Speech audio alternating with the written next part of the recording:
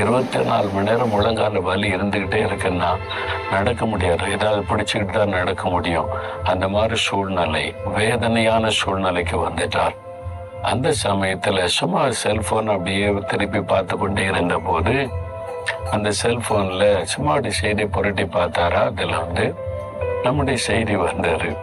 இது மாதிரி டிவியில நான் கொடுத்த செய்தி நம்ம சோசியல் மீடியாவில் அது போடுறாங்கல்ல, அந்த செய்தியை பார்த்தா யார் இவர் பேசுறாரு கேட்கலான்னு கேட்டபோது ஒரு வசனம் சொல்லப்பட்டது.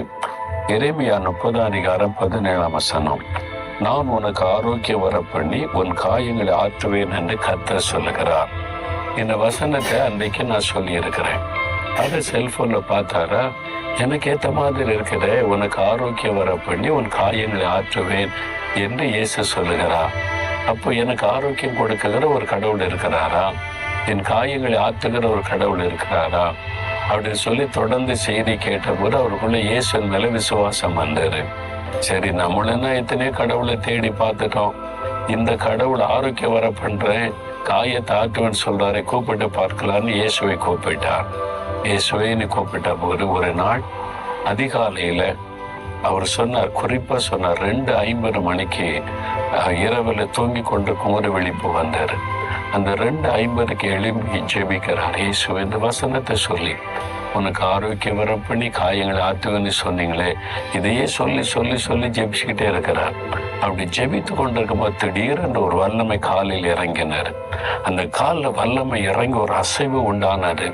அவர் பார்க்கிறார், காலுக்குள்ள ஏதோ நடக்குது என்பதை. அந்த விடியற் காலை 3 மணிக்கு அந்த அற்புதம் நடந்திருப்பார். உடனே எழுப்பினார், நடந்து பார்க்கிறார், நடக்க முடியுது.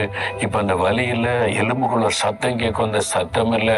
நடந்து பார்க்கிறார், பூரண சுகம். ஓடி பார்க்கிறார், காலம் அடக்கி பார்க்கிறாரு, அற்புதமான சுகம். பாருங்க, அவர் சொன்னார், அந்த ஒரு வசனம், நான் உனக்கு ஆரோக்கியம் வர பண்ணி உன் காயங்களை ஆற்றுவேன். இயேசு சொன்ன வார்த்தையை திரும்ப திரும்ப திரும்ப சொல்லிக்கொண்டே இருந்தேன். அவர் என்னை தொட்டு குணமாக்கினார்.